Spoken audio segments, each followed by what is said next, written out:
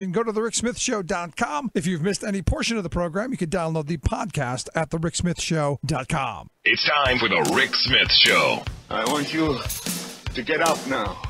I want all of you to get up out of your chairs. I want you to get up right now and go to the window, open it, and stick your head out and yell, "I'm as mad as hell, and I'm not going to take this anymore!" I don't want to abolish government. I simply want to reduce it to the size where I could drag it into the bathroom and drown in the bathtub. You bet I cut the taxes at the top. How dare you? How dare you? Go ahead. Make my day. The Rick Smith Show starts now.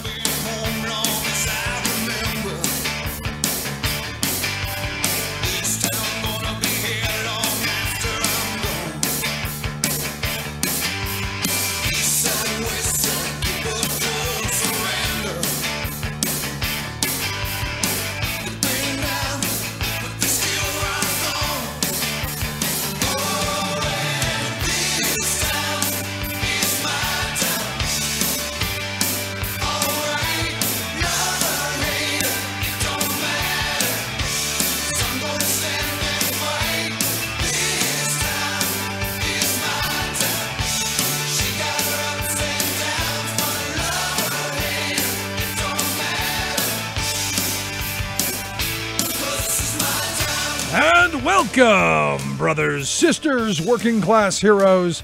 This is the Rick Smith Show. Thanks so much for being here today on the big program. Lots to get to, lots to talk about, and what a day in the latest installment of As the White House Turns. Again, it's getting crazier, more chaotic.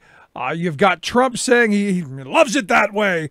Evidently, he likes watching people feud and fight and beat each other up. He says he likes watching it. He likes seeing it. Well, if he's liking it, he's got to be loving it, because the White House, and I would argue a good portion of our policy-making machinery, in absolute chaos.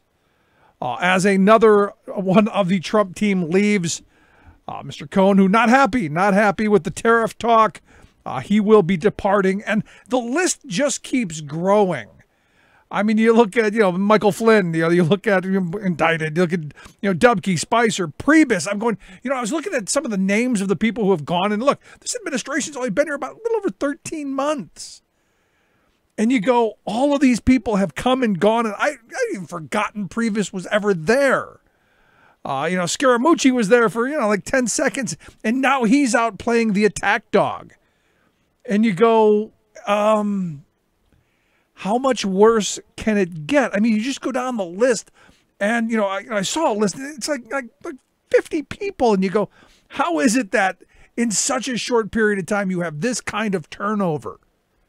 And in the private sector, for those who say, he was going to bring the CEO mentality and a business sense to government, looking at this kind of turnover in even middle management positions, this kind of chaos, is this good for business? I mean, honestly and truthfully, stop and think about just how chaotic the management of this country has been. And then ask yourself, would you invest in that business? And universally, everyone would say, no, this is not good. In addition to another resignation, more people leaving, it was day 2 of the Nunberg saga, which yesterday it was all Nunberg all day. Him going off about, how Trump knew about the meeting with the Russians, Mueller has stuff, and also saying, screw you, I'm not testifying. I'm not going to the grand jury. The heck with their subpoena. Oh my gosh. And it was at one point someone going, do you have alcohol on your breath? Today, yeah, he's going to testify. Yesterday, very, I said that was going to happen. Because anybody knows, if you start saying, no, I'm not going to honor a subpoena, they give you these really nice, really shiny bracelets for your wrists. And they take you to the most luxurious of 6x9 concrete block rooms with a door that slides back and forth, and maybe a blanket and a a commode there with no curtains. The most luxurious accommodations the state can offer at the Gray Bar Hotel. So you knew somebody goes, hey, dummy, if you refuse to do that and you do it in a way like you did, they're going to come for you in the worst possible way. So he has kind of backtracked on that. Also, the news out that Trump has pushed Scaramucci going after Kelly. And it's just, you go, you couldn't write this kind of script for a bad reality TV show. You really couldn't come up with this kind of insanity. And if that weren't enough, topping all of this stuff on top of each other and the piling on of one bad thing happening after another and on and on. Stormy Daniels, she's back. She has filed a lawsuit claiming that the hush agreement is invalid. And she's got a point. The point is that evidently Trump never bothered to sign or never signed the agreement. It was the lawyer who signed it. So her argument is well, it's not necessarily Trump's signature, so I should be able to pursue where I want to. And it'll be interesting to see how that plays out, to be honest with you, because if this could get any crazier, I mean, honestly and truthfully, if this could get any more bizarre, and you throw that into today with today's press conference, and you just go, when does the insanity stop? When do we stop with the craziness that's going on?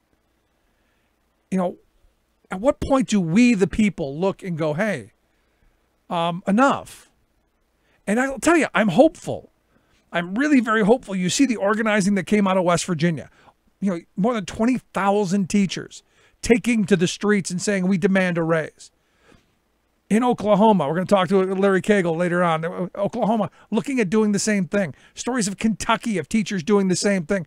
You're seeing finally, I think, and this is what I've been hoping for and talking about for a long time, that finally we're going to get tired of the chattering class and tired of the Trumps and the Bushes and the Clintons and all of this stuff, and finally take back our democracy and do it by we the people. And because I look at this and I look at this White House, how can anyone go, yep, that's what we want? And yet I've found no one who has full-throatedly endorsed what is going on. No one at all. And this leads me to believe that there is an opportunity here. There's a chance that we can turn things around. I mean, you look at today, the press conference that Trump had with the Swedish leader. They have the Prime Minister of Sweden and Trump have a press conference. And, Trump goes into the tariffs, of which, to the guy from Sweden going, look, I don't believe in him. And this is the world we live in, where in the past, that wouldn't have come up in the press conference. It wouldn't have been a moment of division between the two leaders. That's something that they would have hashed out in the back room. But the rest of the world is looking, going, you know what? The heck with him. We're gonna speak out right in front of him. This is what he's done. This is the world that they've created. When everybody else is going, the chaos. And now my fear is that, while we're focused on as the Trump turns or the, Celebrity Apprentice White House edition, the people who really do hate us are plotting and scheming and doing all of that stuff. Because, I fear we're right back. Right up in January 2001, all the way through September of 2001, where nobody's eye was on the prize. Nobody's eye was on the ball. No one was paying attention. Only this is more of a clown show than even that was.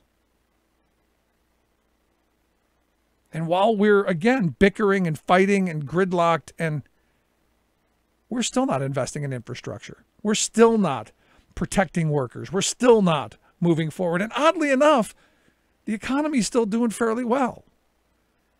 in spite of Donald Trump, in spite of what the Republicans are doing. The fear, again, comes back to they keep screwing this stuff up. They continue with this chaos, and bad things happen. This is not leadership. Pitting two people against each other to fight it out, not leadership. Sorry. So interesting stuff to get to. Lots to talk about tonight on the program. Texas, the first primary. Looking forward to that. Also going to talk a little bit about what's going on in Oklahoma. And, of course, today was the day that the Saturday Evening Post, years ago, 75 years ago, published the Freedom from Want Norman Rockwell painting and a poem along. We'll talk with Harvey K in the second hour about that. Love to hear your thoughts. You can email me, rick@thericksmithshow.com. Quick break. Right back with our good friend David Yankovic. Stick around. You're listening to The Rick Smith Show. 90% of the wealth, 10% of the people own 90% of the wealth. Where do you fit in? Take a look at yourself. 10% of the people own 90% of the wealth. Where smart policy and sound investment matters. The Rick Smith Show. I'm Rick Smith, and this is Labor History in 2. On this day in labor history, the year was 1930. That was the day hundreds of thousands of activists and unemployed poured into the streets worldwide for International Unemployed Day. It was a coordinated campaign to protest conditions created by the stock market crash just 4 months earlier. Workers and the poor were the first to feel the most devastating impacts of what would quickly become the Great Depression. Organized primarily by communists, the day's actions highlighted the work of the newly formed unemployed councils and had mass appeal. The unemployed councils worked to distribute food, prevent evictions, secure utilities, and link the needs of the unemployed to the trade unions. The councils mobilized the unemployed in support during the strikes as a way to stop scabbing. They organized hunger marches and protests at relief offices. Tens of thousands came out in every city for the Unemployed Day demonstrations. In North America, cities like Boston, Cleveland, Milwaukee, Seattle, and San Francisco all drew massive crowds estimated at 40 to 50,000 each. Protesters demanded jobs and unemployment insurance. In Chicago, tens of thousands overwhelmed the streets for more than 12 hours. In Detroit and New York City, competing organizers challenged the crowd estimates with as many as 100,000 turning out in each city. Confrontations broke out between protesters and the police in both cities. Across the country, many of the unemployed were arrested or hospitalized. In New York City, outraged communist activists asserted that protesters were met with water hoses, tear gas, and guns as they marched down Broadway to City Hall. Critics argued that the crowd estimates were wildly exaggerated. But the day of action forced governments around the world to acknowledge deteriorating conditions and the devastating impact of the Great Depression. Your proud defender of the working class majority, Rick Smith.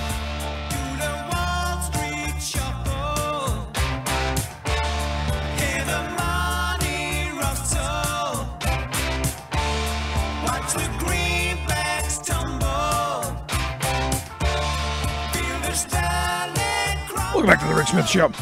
Check out the website, thericksmithshow.com. Big day in Texas as voters across the Lone Star State cast their ballots in the nation's first primary of 2018 and what many are hoping will be the beginning of the blue wave.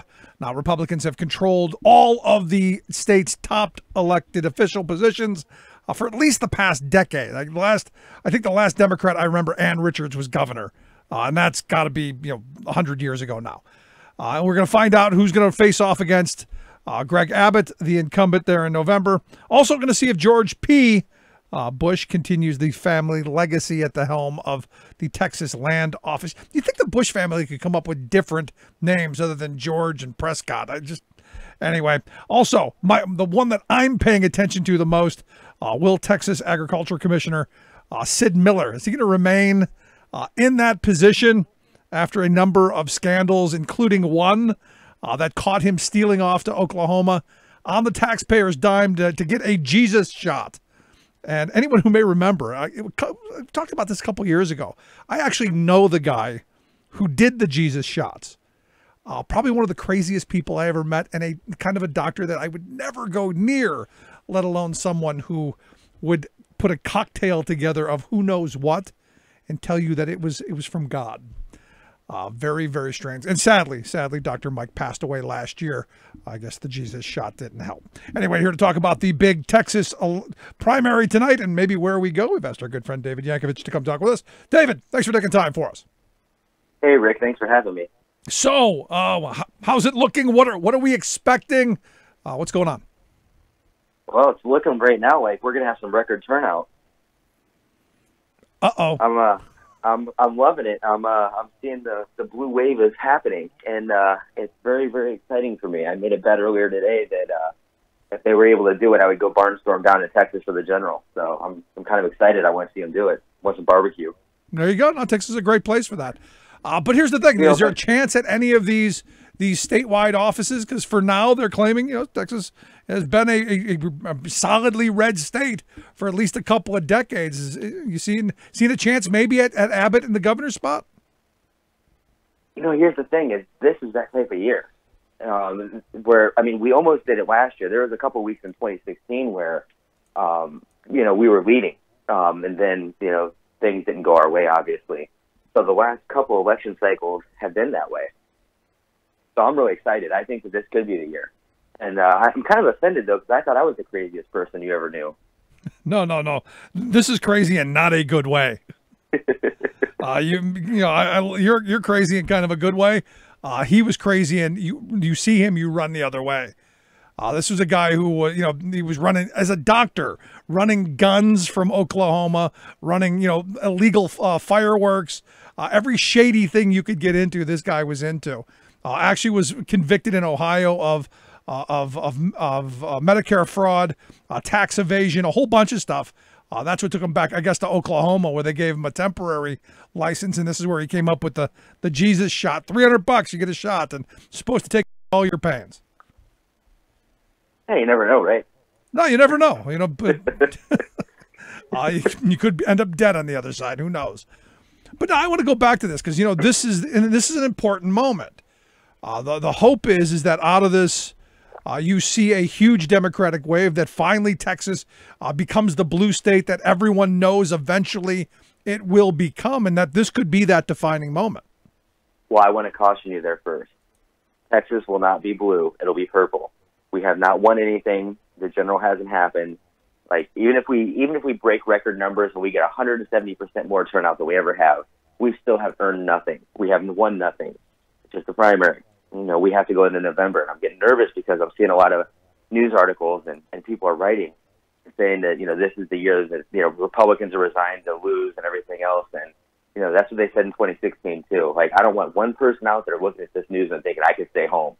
This is, your vote counts, you matter, and if you don't show up, we'll lose. Whoever's listening right now. No, I'm with you, but what I'm saying is down the line, the consensus seems to be, and you could disagree, that eventually Texas will be a blue state as the demographics change, and as you get a more diverse population. That's where I was going, and then I'm saying, could this be the beginning of that?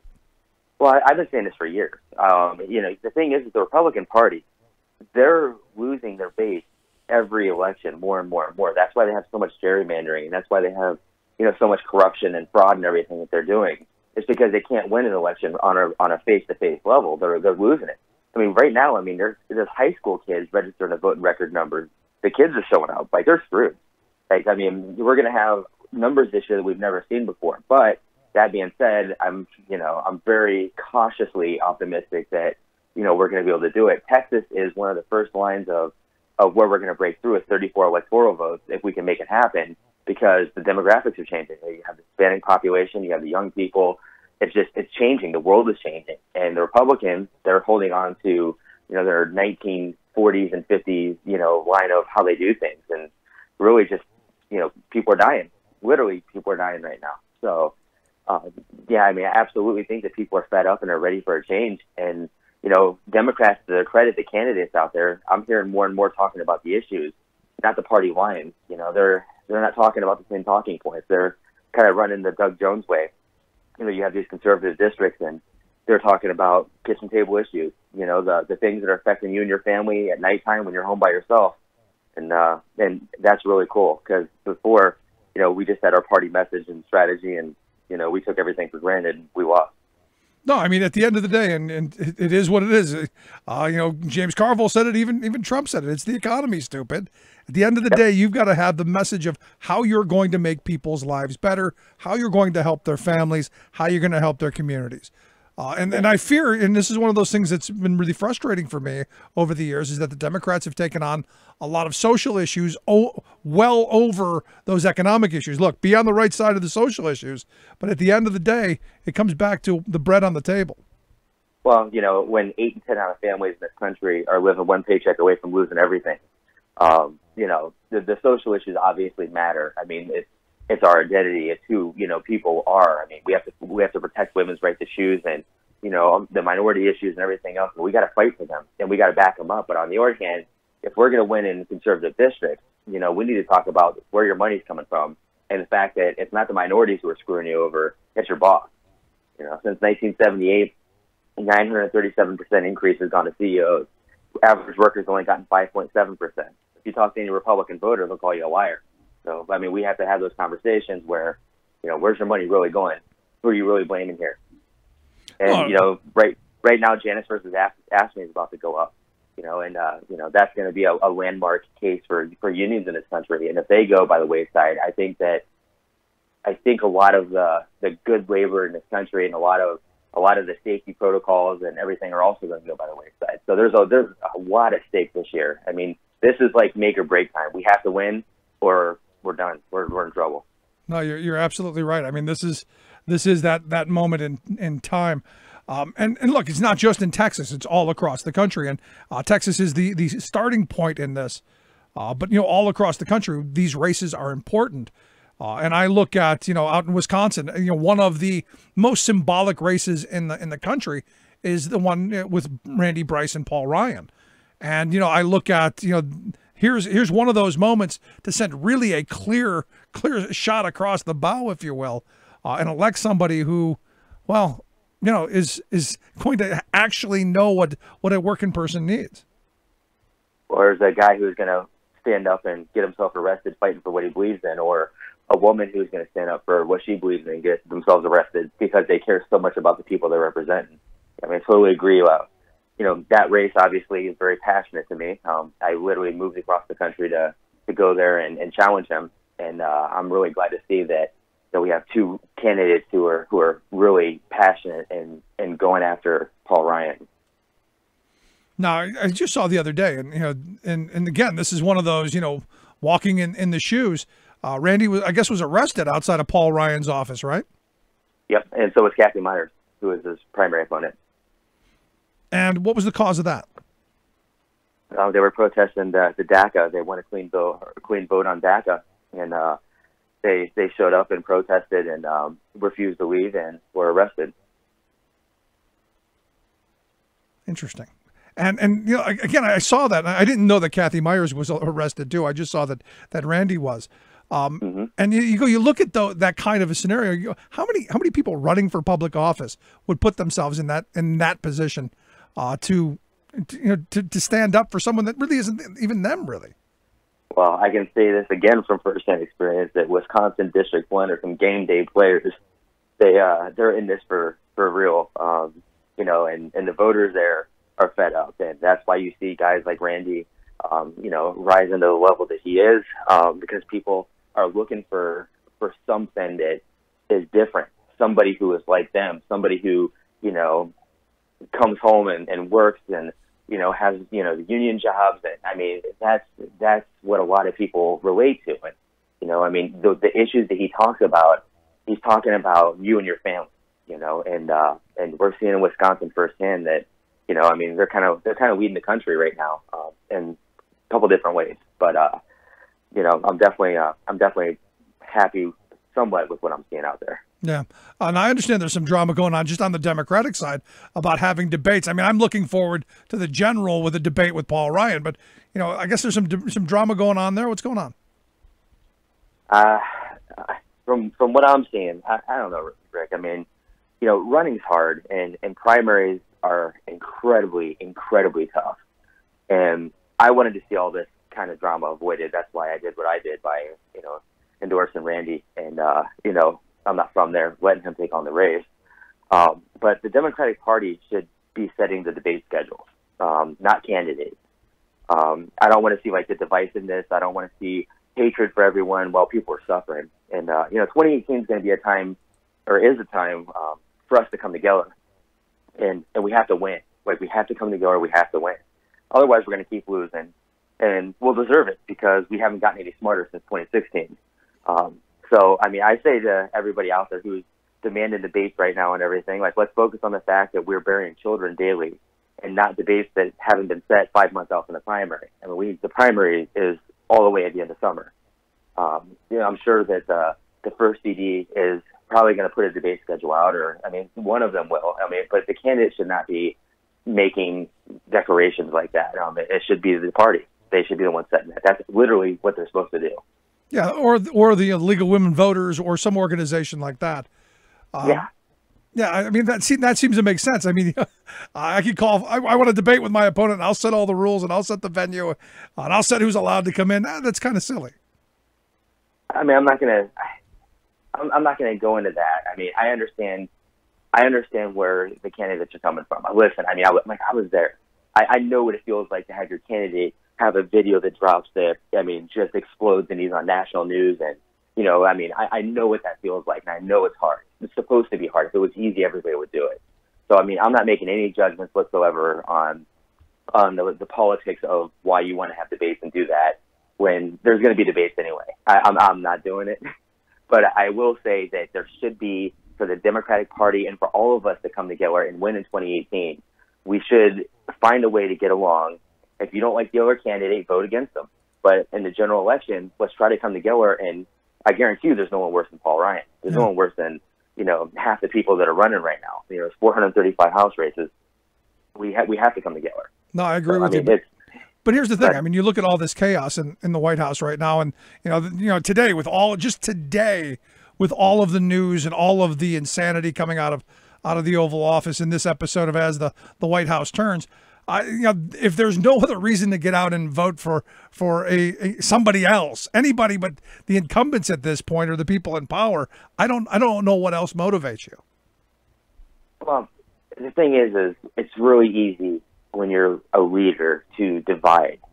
And that goes in any race, whether it's Republican or Democrat. It's really easy to go negative. It's really easy to attack. What's really hard is not doing that.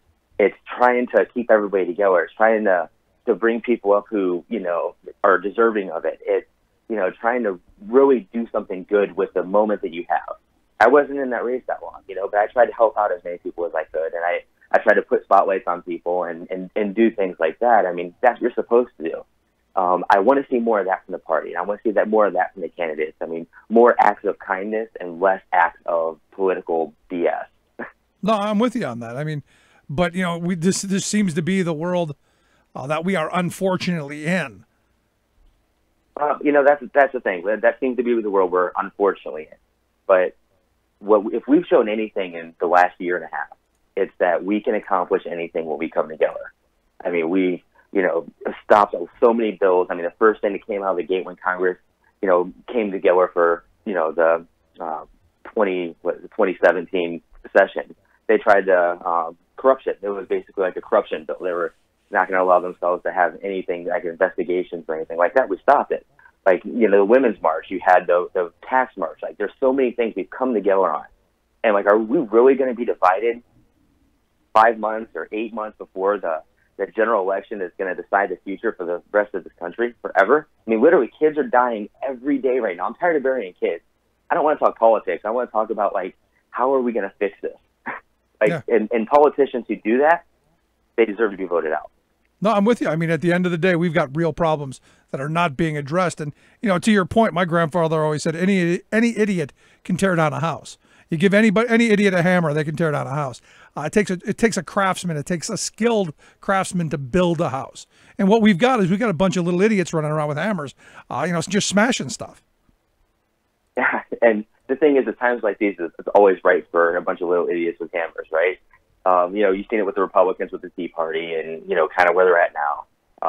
We've seen it with the Democrats before. You get in times of great struggle or conflict, and, someone will notice that they can make a little bit of money if they do it this way, or someone can cause a little bit of division if they do it this way. They can win elections if they do it this way. And what we have to say is, we have a chance to actually build a better world right now. So shut up, sit down and let us do it. And I mean, it has to start with the voters. So, I mean, it's on them. Yeah, and to me, it's that simple. If you don't vote this election cycle, never complain again. I never want to hear it.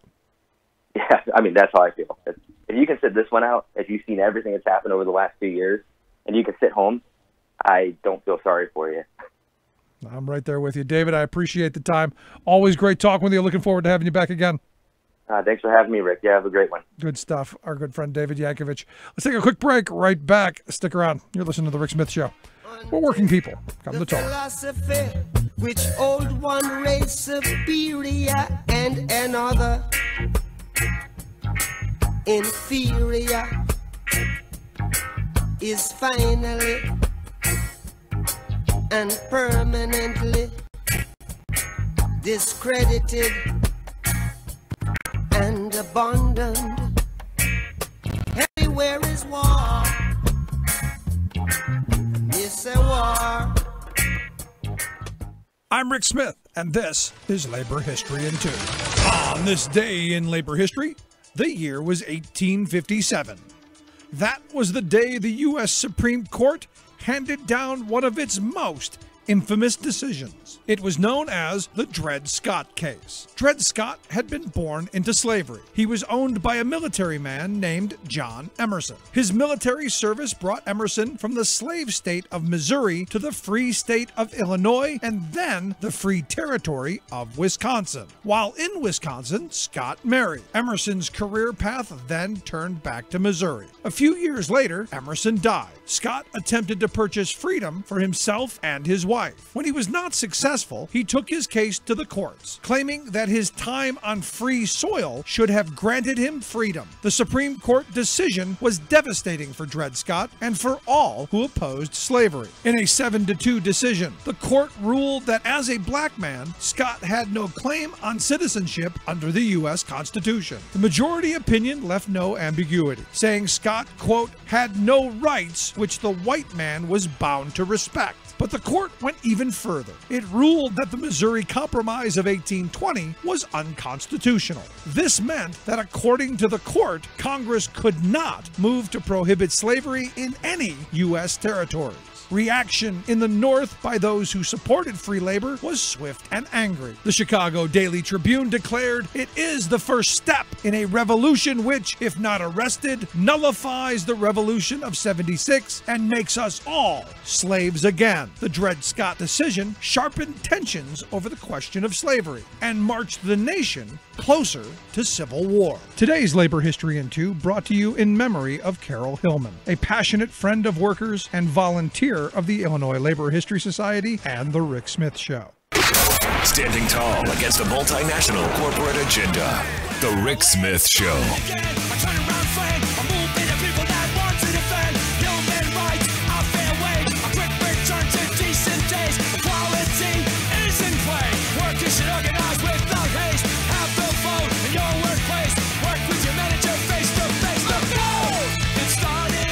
Welcome back to The Rick Smith Show.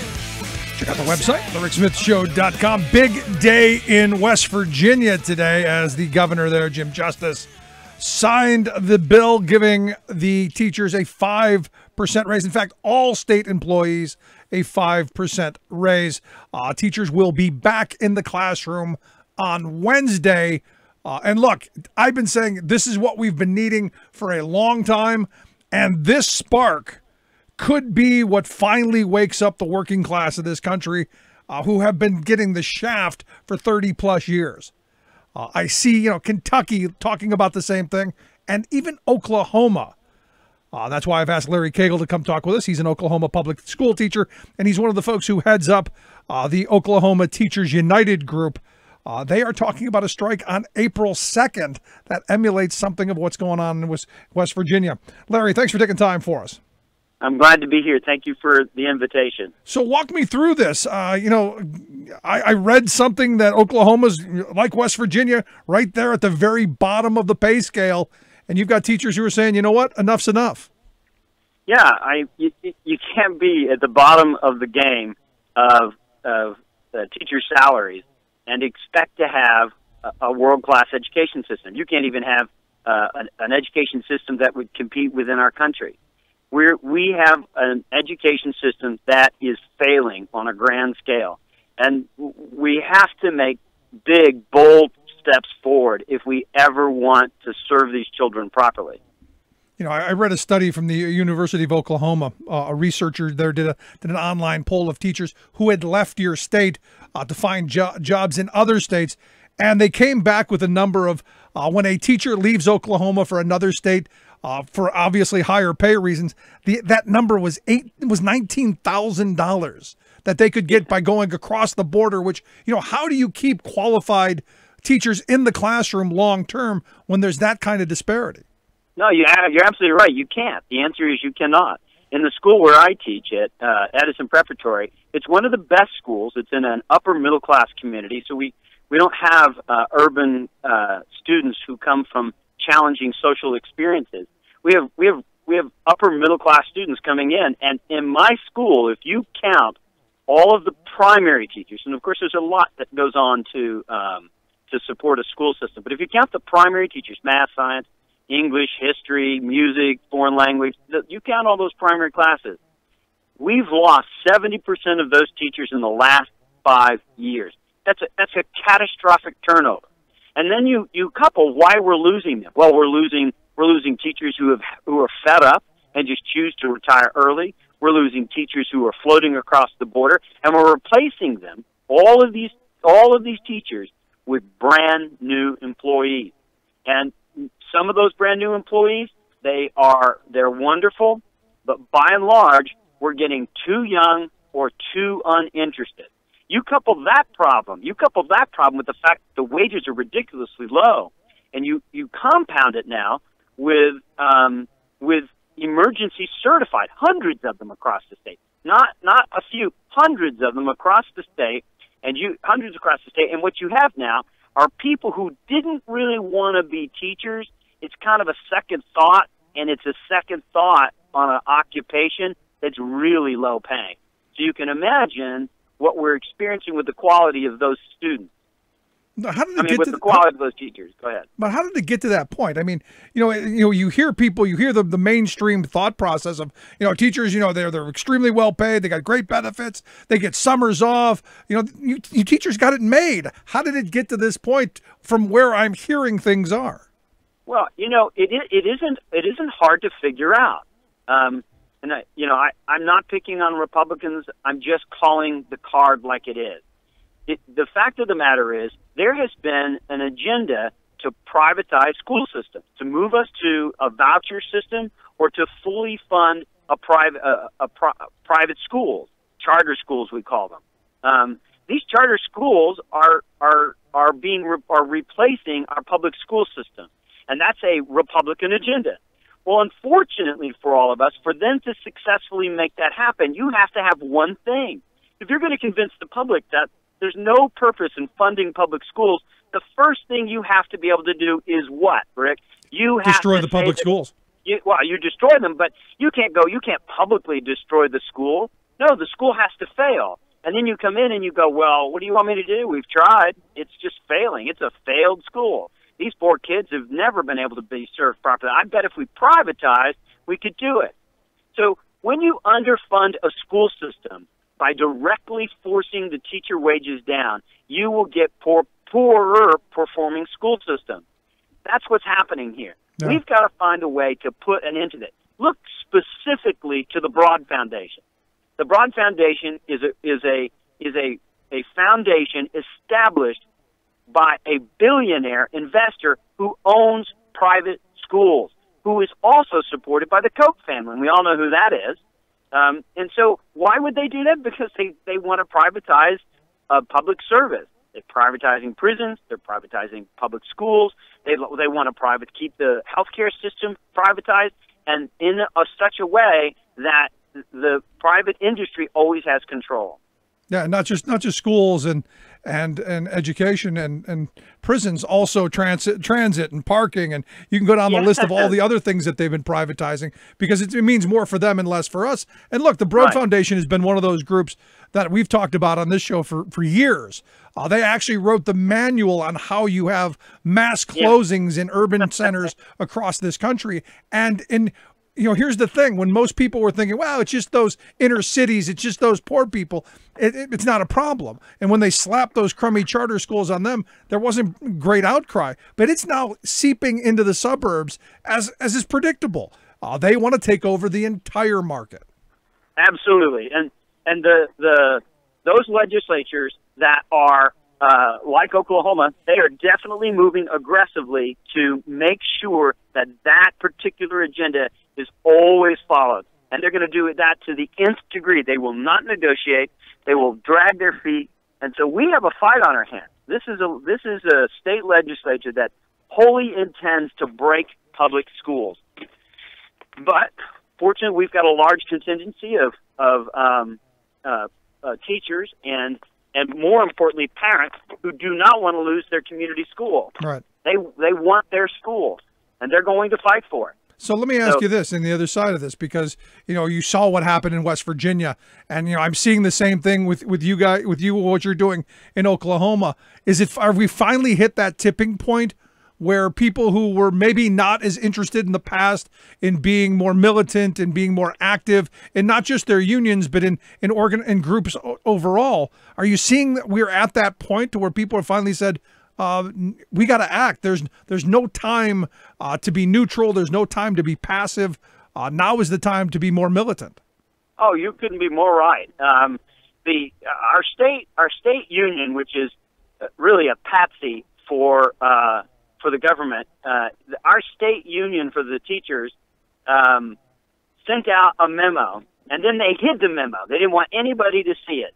The memo said 85% of the state teachers want to go on strike, and 75% of the parents support them. 75% of the parents support teachers going on strike. You understand that the parents understand. Parents know this is going to be bad, hard on their own child. Now, I have never seen a mandate for protest any larger than this. The vast majority, not just general majority, vast majority of people, teachers and parents, say, I want my school to throw a brick back at the state. And even in spite of that, our state union is dragging their feet. Our superintendents are dragging their feet. Explain to me how that's possible. In the world of protest, all the things where you think that a wrong has been done, has there ever been a mandate larger than this? I don't know. You'd have to give me that history lesson, but I think the answer is no. No, I'm with you. And at the end of the day, this is where I, as a believer in labor unions and someone who has been a member of labor unions the majority of my working life, say this is where the membership takes over the union and moves them in the right direction if they refuse to. Yeah, look, I'm a fiscal conservative. I am a fiscal conservative. So am I. I pay my bills every month like everyone else.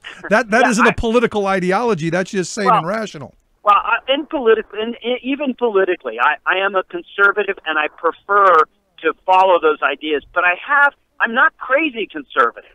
I do want to see us spend our money wisely. And what I can never seem to get my head around is that there is no data that says that these charter schools, these private funded schools, or even private schools like your private Catholic school, those schools are not outperforming. Look, for that kind of money, shouldn't they just be killing it? I mean, really? They should be. No, you're absolutely right. I mean, and look, if you spend $30,000 to send your little girl off to a private school, she should be killing it compared to those girls over there at the public school. But the data says no. And if you can't give me the data, look, I'm a teacher. I want proof. Don't just talk. Show me. The only thing I see is it costs more, and only one small group of people are benefiting from it. In public service, in public schools, which is the beauty, the heart of why America is so powerful, is that everybody gets the same high-quality education. And we are killing that with these privatizations. Yeah, and look, as we've been saying, this is part of the, I would argue, the conservative brand. This is part of the voucher system that we've seen in places like Wisconsin and in Ohio, and the charters that we see where I live in Pennsylvania, and especially the urban areas. So do you see what you guys are doing, the organizing that's going on, as a way to stop it, to slow it, to educate? Tell me what the goal here is. Yeah, I think we need to shine some light on it. And in our particular story, I just think that we got lucky that a very vocal teacher in a high middle class community that is suddenly feeling threatened by privatization and is also feeling underserved, even when they have poured their tax dollars into the system, they're feeling like something is broken. Now, these parents who are clearly supporting me, you understand Oklahoma is one of those severely conservative states. Sure. We voted for Trump so hard, we still defend that man in this state. And I mean, with all the controversy and Trump's national ratings, even among those who voted him, is really low. Not in Oklahoma. In Oklahoma, we still love Trump deeply. That said, they still want to protest that they want their public service and their public schools done properly. They believe in public schools and they want them funded properly. I find that interesting, and yes, I don't think the conservatives should be so blinded as to think that the average American, average Oklahoma American, conservative as they may be, want to completely do away with all public service. Yeah, but here's the thing, Larry. Hold on. You say that everyone loves Trump there, but you look at his education secretary, which she is just, well, fortunately she's been, I shouldn't say horribly ineffective. I should say wonderfully ineffective. She hasn't gone through with all of the things that they want to do. I mean, all of the religious vouchers, all of the privatization, all of the craziness, and the transformation therapy and all of that stuff. Right. So how can you look at this administration having her at the top of the education ticket and wanting strong public schools still support this administration? And I didn't want to get into this fight, but it's one of those questions that's really interesting to me. Yeah, I do think that I don't think that and I think that's we'll have to see how that plays out because I don't know. I'm not a politician. I'm an English teacher. I don't think that we clearly understand the Republican Party anymore, and that there may be some divide about what that means. Because I'm confused by it. There are some really, really strange, bedfellows now. Yeah, no, I mean, I'll be honest with you. I used to have some very conservative friends who were Republicans, and we agreed on a lot of things. It seems that common ground is gone, and unions used to be one of those things that working class Republicans and working class Democrats agreed on. It just seems now that unions are, something that the Republican Party wants to stab in the heart. So in looking at this in a very conservative state like Oklahoma, and I'm going to defend the union there, going, look, we're in a very conservative state. Any action by us is going to get slinged with arrows and attacked, without the membership behind us. Could this be that moment where the membership is now leading the leadership and saying, do? Yeah, we are definitely pulling out of the union. The union has lost in the last 10 years. The union has dwindled down to only supporting 50% of the teachers. Half of the what do you mean by supporting 50% of the teachers? Because Oklahoma's a right-to-work state, so it's not like all the teachers are in the union, right? No, only half of the teachers are in the union. And while the union does negotiate for all teachers, it's clear that the core of teachers is especially the high-performing teachers, no longer see the union of value. So let me ask you the other side of this then, since you brought up an interesting situation that I'm trying to flesh out, and I would love your opinion. You said only half of the teachers are in the union, which gives them massive diminished power. So if you only have half of the voice standing behind you, doesn't that put them in a very weak position? And because what I'm trying to say here is what you guys are doing, hopefully, is that moment where all teachers wake up and say, collectively, we as an association, as a union, as a Facebook page, we have real power. And we're going to negotiate through either the union or whatever for better wages, hours, and conditions. I would agree, but I believe, and I think most of us in Oklahoma believe, that the OEA, Oklahoma Education Association, is a patsy for the Republican Party. Look, I don't want to see my union rep. I don't want to see my union rep going to cocktail party at the Republican Party. I don't want to see my union rep on regular golf outing. My union rep needs to scream and pound the podium and knock the podium over and use an occasional expletive. I want my union to do the dirty work so that I can sit dignified in my teacherly suit and let them go to work. I'm not paying for that union to glad hand and then to come back with a seriously failed contract and go with what I call pitiful hands. They just go halfway up in the air. I don't know. It's all we could get. Look, I've shown the state of Oklahoma, this protest movement that I started, Oklahoma Teachers United, I've shown the state of Oklahoma that I could rile up teachers and I can make it very, very difficult for legislators to do whatever they think they want to do. And I've done it because I now have learned that the ultimate control, the ultimate power is the voter. And the voter in this case are the parents. And if those parents get pissed, I think we can change legislators. And if my union will watch this and will learn these tactics, I'm all about pulling over. And if they don't, when we're done with this pay raise, my new job is to find us a union that will. Because I believe I'm a union man all the way through, from my years in New York City to my years in Florida.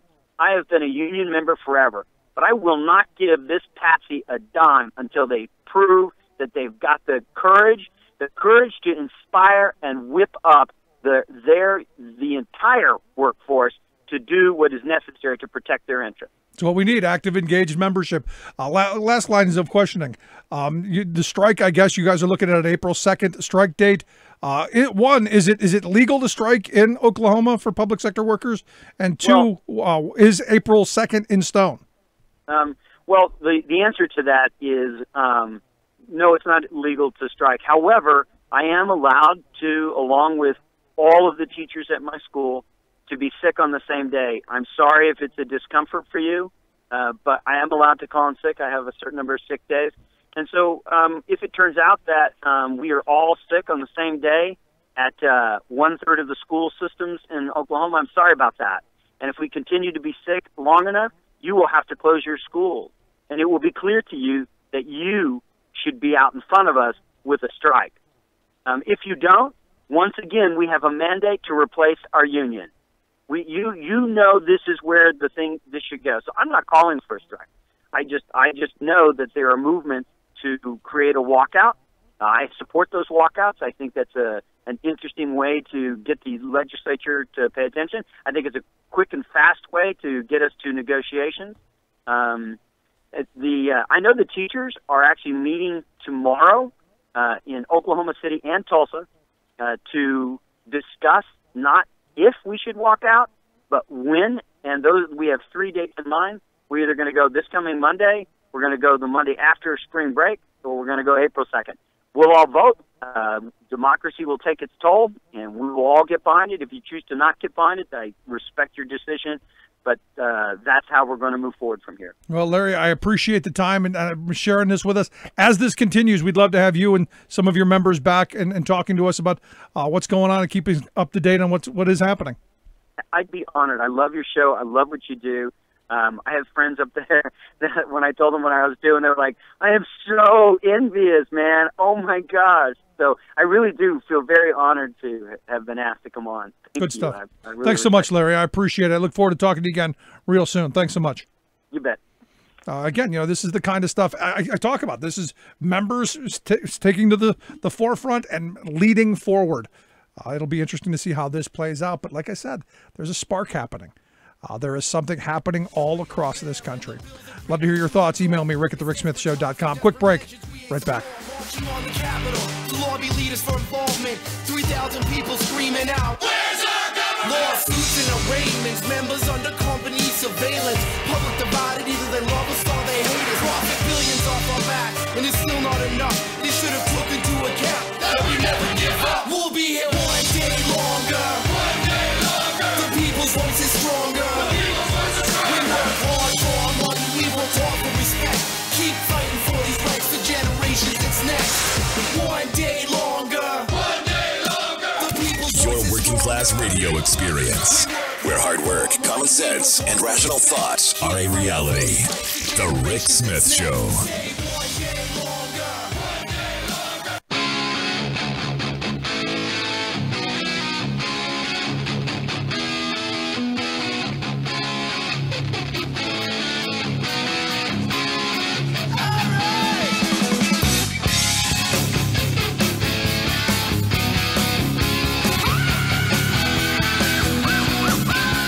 And I got to tell you, listening to Larry talk about,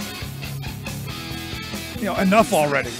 And, as I've been saying for years, it's not just the inner cities who are being saddled with these charter schools. It's not just the urbanites who are being hit with these conservative schemes to privatize public education. And there's a guy right there. He's going to tell you flat out, he's a conservative. He's a Republican. And he doesn't like, and this is where I keep coming back to, you go and you talk about the realities of these bizarre schemes that the corporatists have dreamt up. Because understand, I've been saying for a long time, the wackos, the religious zealots, and the corporatists have taken over the Republican Party. There are no, real sane folks running that ship. And it's all about how much they can profit. Even the religious zealots.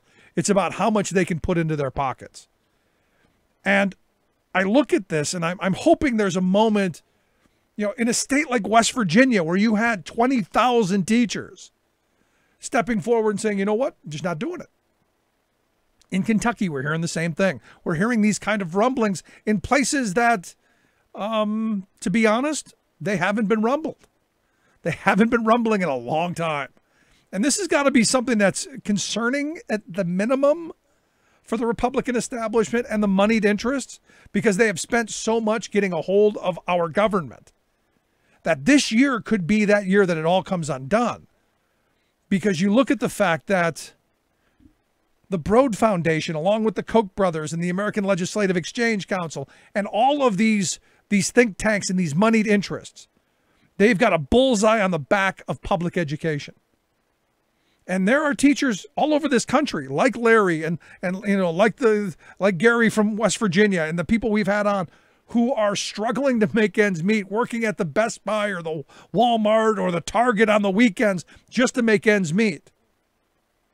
All the while, the message from the corporate classes, those greedy teachers, all they want is more. It's ludicrous. But it's the message we keep getting hammered with. And I've been waiting, and people who have listened to this show for long enough, I've been waiting and calling for the most articulate of union members, not to just get involved and to speak up, but to actually take over their unions and move in a more militant direction. I find it interesting that Larry says that the OEA there, the Oklahoma Education Association, is a Republican organization. I find that very difficult to believe. As someone who has done some of these things, I understand you have to talk to the boss. You have to go to their events, and you have to shake hands. You have to have a relationship, but you also have to be able to slam your fist and, as he said, use an expletive every now and again to move you in the right direction. Just kind of a thought. But here's the thing, and this is where the hope is. The hope is with all of this organizing that we're seeing, the hope is that that we move in the right direction, that we as a working class across the profession lines say eventually enough is enough. When you look at the fact that we have created the largest billionaire class in the history of civilization, and we still have working people who are struggling to make ends meet, who can't get health care for their children, who can't afford to put food on the table, a roof over the head, clothes on the kids' back. Eventually, the hope is that people say enough already. I'd love to hear your thoughts. You can email me, rick@thericksmithshow.com. Share some of your thoughts. If you're listening on the station that only picks up the first hour, head on over to thericksmithshow.com. For everyone else, hour 2 next.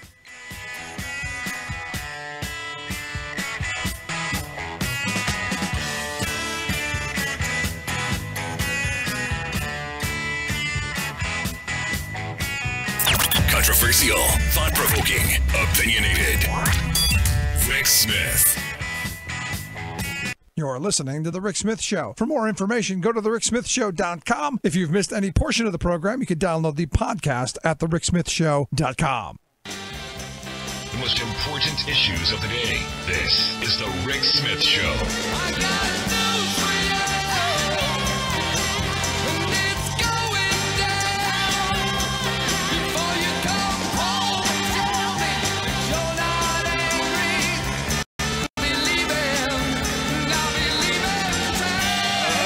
Speaking of leaving town, Gary Cohn, the president's top White House economic advisor, heading for the exits. And, it's one of those things where you go, really? I mean, you lost. You lost the tariff argument. It appears to me that Trump is going to stick with it.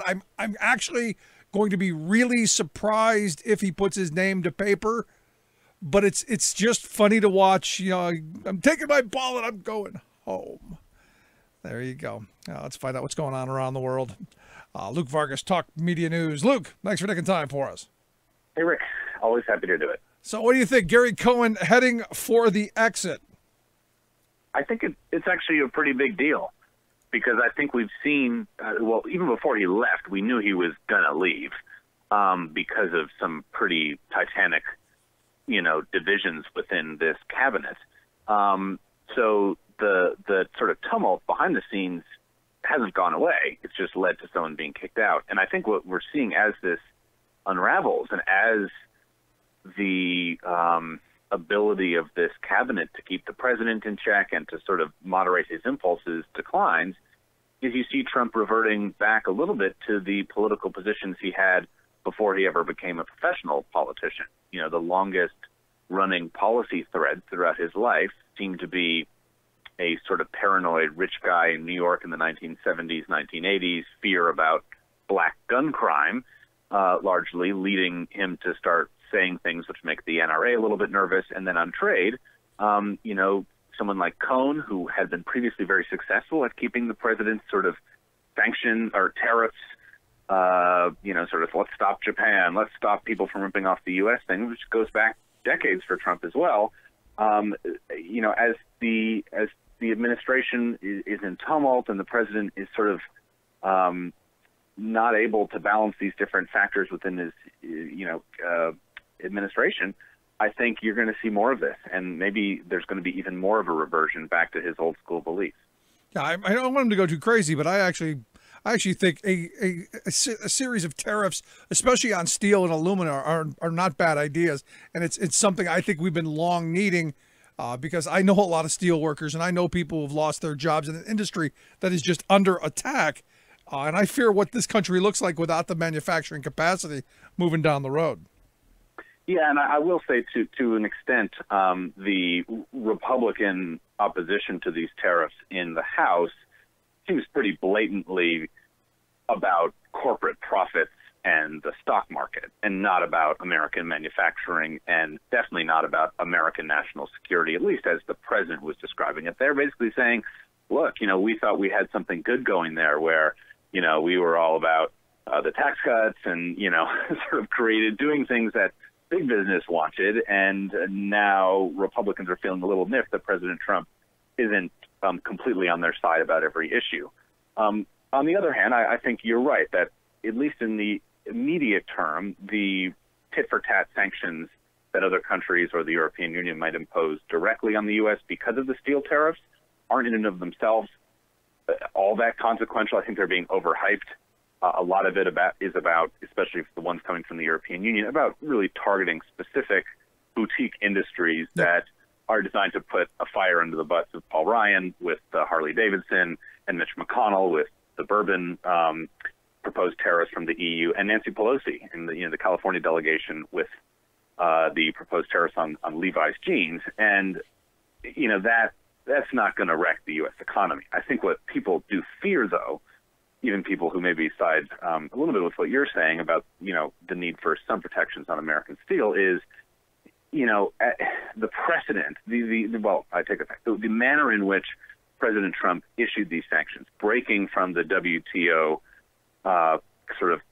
trade standoff negotiation process, and leaving behind even a semblance of adhering to international trade law by going into this 1962 law on national security, invoking tariffs through that, does sort of put us in uncharted territory. And the worst case scenario could be really bad, which is that by skirting the WTO is very likely in other current disputes involving the United States to say, well, the U.S. isn't listening to us, so we're going to side with another country. And those losses could add up. I mean, these are the kinds of disputes the U.S.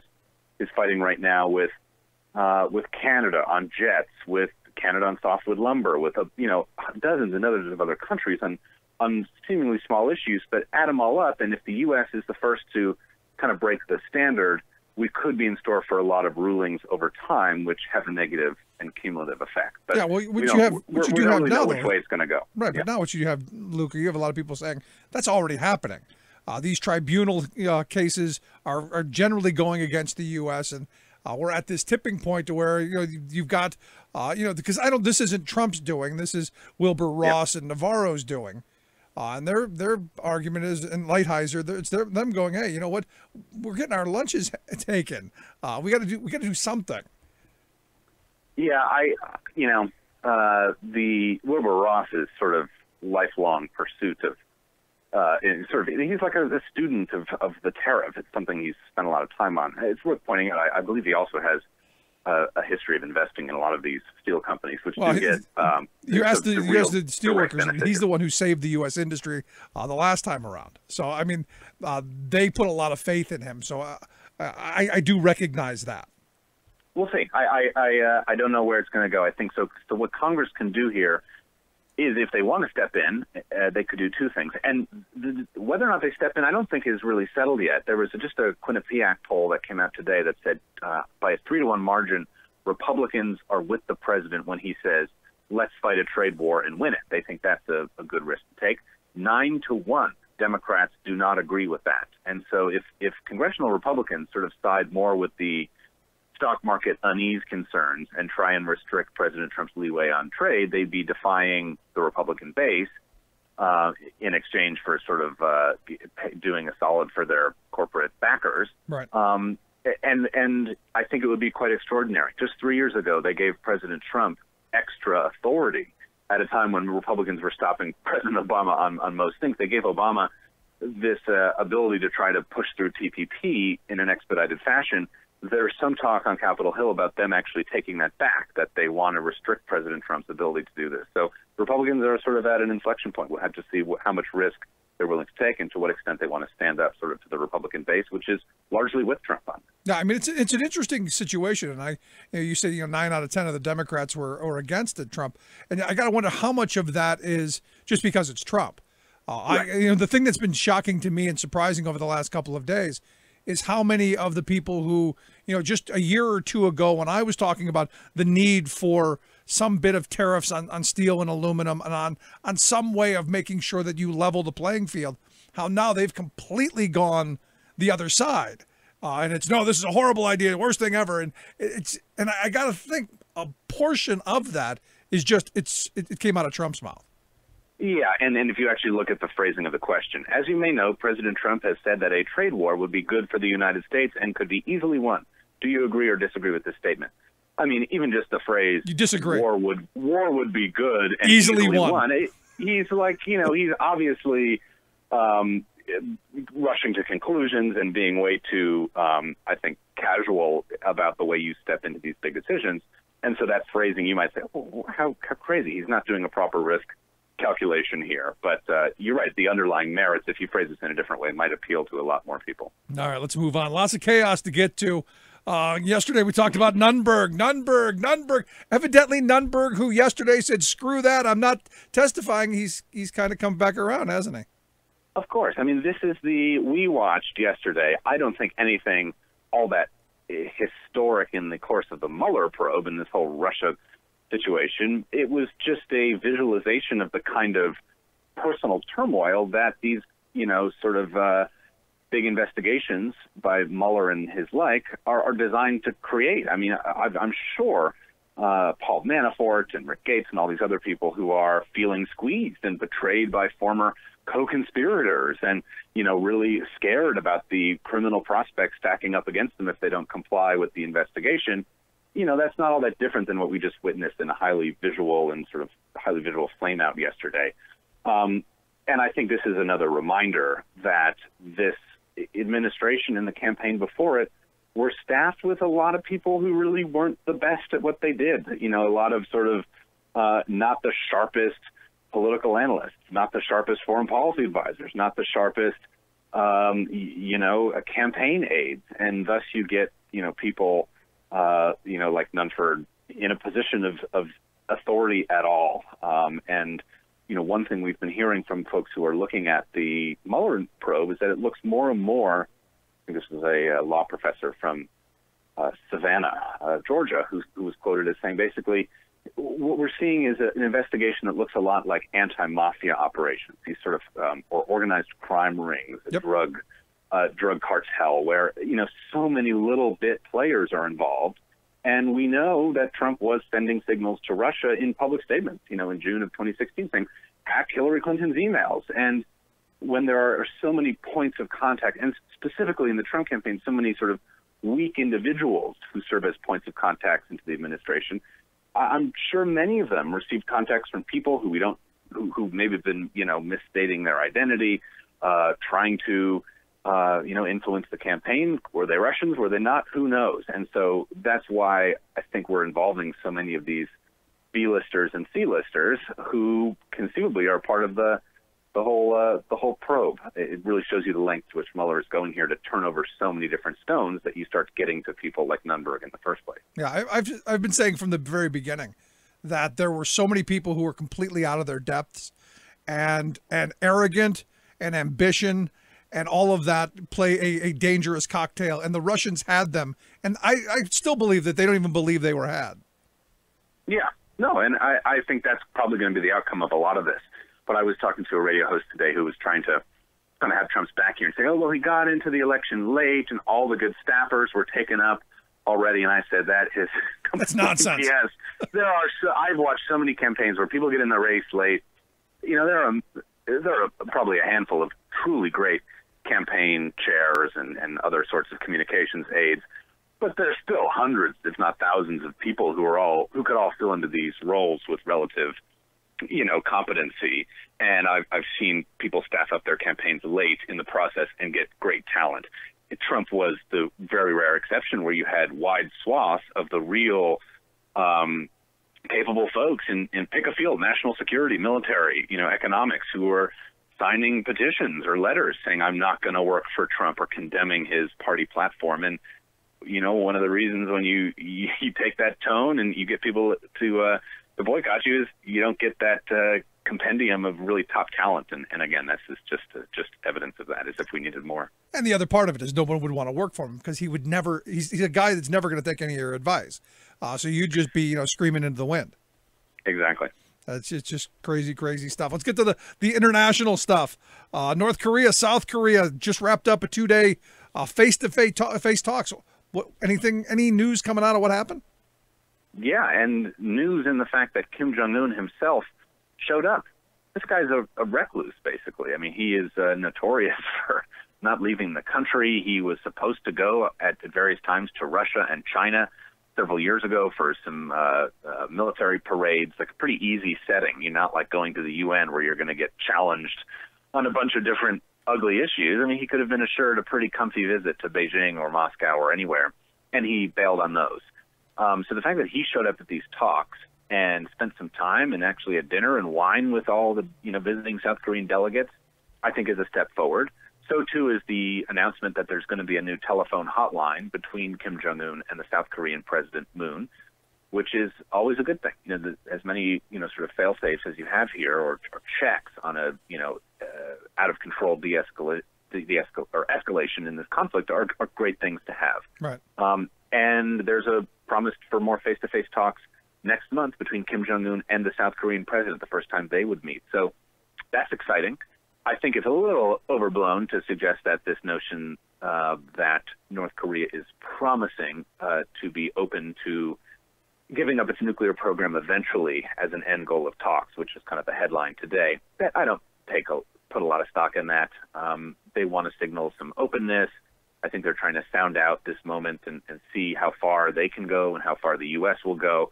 But even though I think diplomacy is on the rise in this crisis and is helping to de-escalate things a little bit, I have no doubt that the U.S. is going to balk at any sort of talks that would allow that country to keep its nuclear program, or in which we would have to pull our military out of the Korean Peninsula, which is essentially what North Korea is demanding here. So little steps in the right direction, but I still think a major political breakthrough is still many months, if not years away.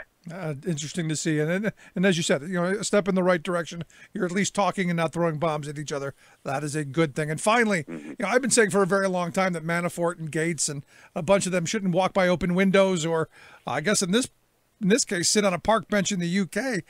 Evidently, a former Russian spy was found poisoned on a city bench in the UK.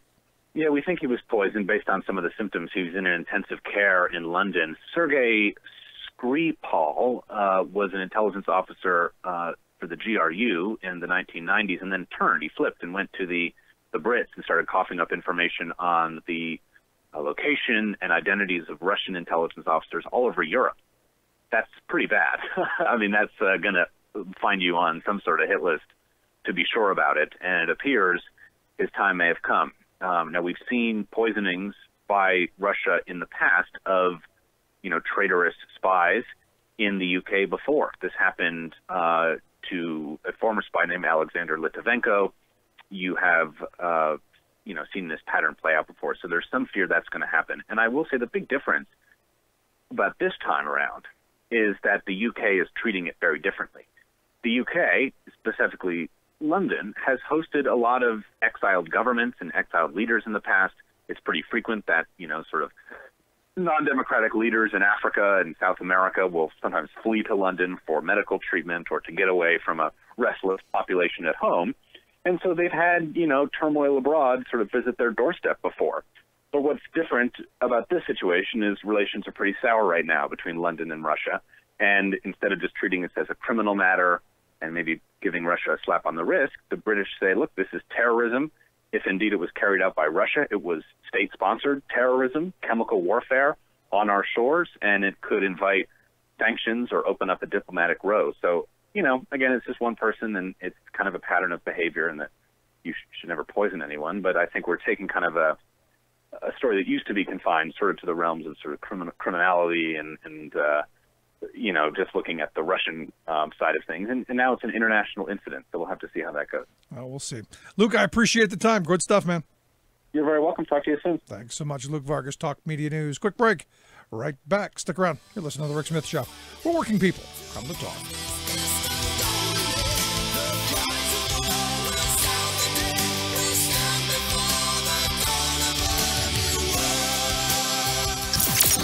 Radio of, for, and by we the working people. The Rick Smith Show. I'm Rick Smith. and this is Labor History in 2. On this day in labor history, the year was 1930. That was the day hundreds of thousands of activists and unemployed poured into the streets worldwide for International Unemployed Day. It was a coordinated campaign to protest conditions created by the stock market crash just 4 months earlier. Workers and the poor were the first to feel the most devastating impacts of what would quickly become the Great Depression. Organized primarily by communists, the day's actions highlighted the work of the newly formed unemployed councils and had mass appeal. The unemployed councils worked to distribute food, prevent evictions, secure utilities, and link the needs of the unemployed to the trade unions. The councils mobilized the unemployed in support during the strikes as a way to stop scabbing. They organized hunger marches and protests at relief offices. Tens of thousands came out in every city for the Unemployed Day demonstrations. In North America, cities like Boston, Cleveland, Milwaukee, Seattle, and San Francisco all drew massive crowds estimated at 40 to 50,000 each. Protesters demanded jobs and unemployment insurance. In Chicago, tens of thousands overwhelmed the streets for more than 12 hours. In Detroit and New York City, competing organizers challenged the crowd estimates with as many as 100,000 turning out in each city. Confrontations broke out between protesters and the police in both cities. Across the country, many of the unemployed were arrested or hospitalized. In New York City, outraged communist activists asserted that protesters were met with water hoses, tear gas, and guns as they marched down Broadway to City Hall. Critics argued that the crowd estimates were wildly exaggerated. But the day of action forced governments around the world to acknowledge deteriorating conditions and the devastating impact of the Great Depression.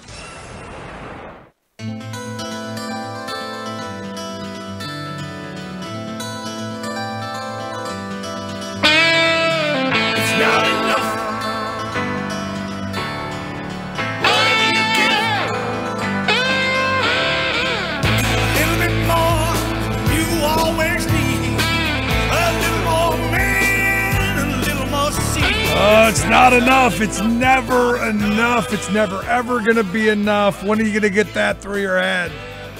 And when I'm talking about the Forbes 32nd annual ranking of the world's billionaires. Yes, the 1% of the 1%.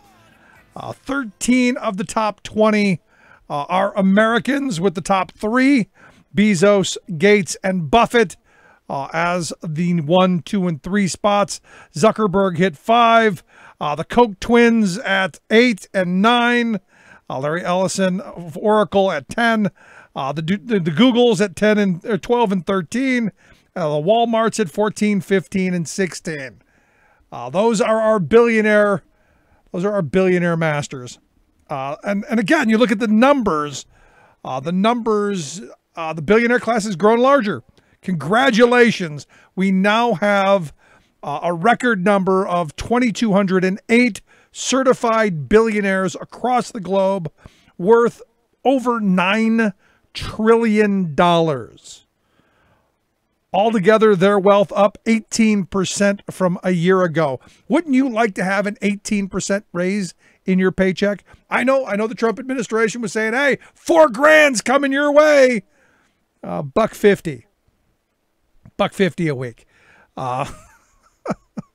The richest 20 people in the world, $1.2 trillion in their pocket. Now, to put that into perspective, that's the entire economic output of the country of Mexico.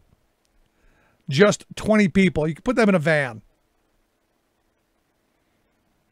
Jeez. The 1% of 1% represents 13% of all of the wealth of all of the 2,208 billionaires. So again, the 1%, this is where the billionaires should be screaming about the 1%. Who are dwarfing them as well. There's even inequality there. And you look at this, and we've created this, you and me and all of us, through lower expectations, through lower wages, through less health care benefits, through infrastructure that's crumbling, through limited educational opportunities, a generation saddled with massive student loan debts, You go down the list. I mean, you name it, healthcare, retirement security. We forfeited all of that so that we could have 13 of the top 20 billionaires. And we could have, what are we around? I guess almost up to 700 billionaires in the country. Understand, there was a point, by using all the economic wizardry that they do with the calculators and stuff, where we had 3. You go back to the Reagan years, there were actually 3. And we've now created 700. And again, it comes back to, we've given up all of these other things. Why do you think, teachers' wages have been, just attacked? Here in Pennsylvania, where teachers make a reasonable salary, the attacks have been ongoing. The attacks on their pensions, ongoing. And the whole idea of the attacks on their pensions and on everyone's pensions, understand, the attack on the defined benefit pension happened in this country for working people back in the 80s and 90s. The public sector unions were able to hold on. They were able to weather those storms because they couldn't. The corporate class couldn't figure out how to do it. They used government to allow them to steal pensions. They filed bankruptcy and used the bankruptcy laws to steal people's pensions. And then, oh, by the way, left them on the backs of the Pension Benefit Guaranty Corporation, the PBGC, which they didn't fund. So when you got a PBGC pension, it was like 40% of what you had based your retirement on. So it's quite a scheme they've set up for themselves, all while enriching themselves. Because understand, in a bankruptcy, the creditors are first, other businesses. The executives are first before them. Because, and I always love this, and it happened during the Hostess one. It was just infuriated me because it was the Hostess executives who did this. And the reason, you look at this and you go, they ran the company into the ground. Ran it straight into the ground. And then argued that only they, who ran it into the ground, could run it farther into the ground and put it completely out of business. And that they needed massive bonuses, retention bonuses, to finish the job of destroying this company. I mean, it's very Trumpian if you stop and think about it. I'm expecting that argument any day now to come from the Trump administration. And it's one of those things that makes you just, if it weren't so absurd, if it weren't so outrageous and angering, it would be funny. And now what you've got is this crummy 401k situation, which I don't know if everyone gets it, but we're heading for a massive retirement crisis in this country. As the younger baby boomers and my generation go to retire, guess what? There's no retirement security. There are no defined benefit pension plans for people to live on. And you've got the Republicans doing everything they can do to destroy Social Security. So that little bit of a safety net just kicked away. The 3-legged stool that you were supposed to retire on, Social Security, defined benefit pension, and a little bit of savings, have all been kicked out because you're not making the wages to put anything aside. They've destroyed the defined benefit pension plan and they're going after Social Security. So basically you're just sitting on your butt on the street corner waiting to die.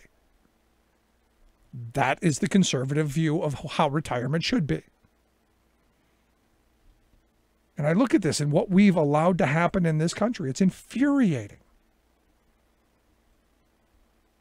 And you look at the tax scheme that they just rammed through like thieves in the night. The reason there are no more bank robbers? Because we've got conservative politicians. The reason we don't have any more John Dillingers and Babyface Nelson and Pretty Boy Floyd and Bonnie and Clydes? Because they all became CEOs of major corporations. And you look at how much we've been ripped off over the years. And I keep going, at some point that's going to turn into real electoral anger, real marching in the streets kind of anger. When will be that moment? When's going to be that tipping point where you go, you know what? We've given enough to the billionaires. We've made them not just fat and happy, but we've made unborn children 20 times removed fat and happy. And all I hear from the Republicans is, well, we're going to put tariffs on steel. The sky's going to fall. Talking about a very small number. And yet, well, that would benefit the working class, much like those defined benefit pensions did. Bizarre times we live in. Going to take a quick break. When we come back, Harvey K is going to be here, going to share with us the anniversary of the Norman Rockwell painting. Quick break, right back. Stick around. You're listening to The Rick Smith Show. 7, and I'll go to work at 9. I got no time for living, yes, I'm working all the time. It seems to me I could live my life a lot better than I think I am. I guess that's why they call me the working man. Making the blue blood see red. The Rick Smith Show. These metals are used in energy infrastructure build-out. Higher costs would hurt the energy companies. Oil and gas industry slams Donald Trump's proposed steel tariffs. Boston hit with historic flooding for second time in a month, with more on the way.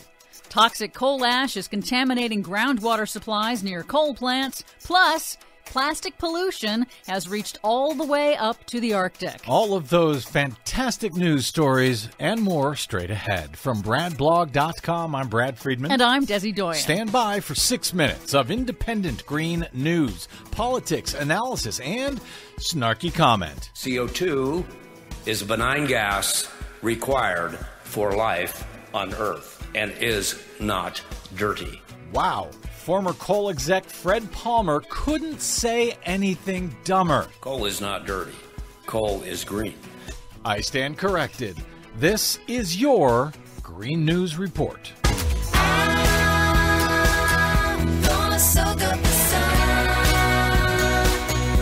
Okay, Desi Doyen, the East Coast, specifically Boston, has been getting slammed, and it's going to be getting slammed again in just a day or two. Yes, it is. Over the weekend, Boston was hit by the second 100-year storm in 1 month. The intense nor'easter left 8 people dead and brought hurricane-force winds and flooding to coastal communities along the northeastern seaboard. The storm surge in Boston was the third highest ever recorded, and that happened just weeks after a previous storm broke downtown Boston's all-time flood record. The Boston Globe connected the climate dots with this double whammy of rising seas and frequent intense storms that increase risks for coastal communities. Quote, the spectacle of seawater swamping coastal communities once again raised concerns about how these heavily developed areas will endure rising sea levels caused by climate change. A preview of the extreme flooding the city can expect in the years ahead. In the years ahead, at this point, it's the days ahead. Indeed.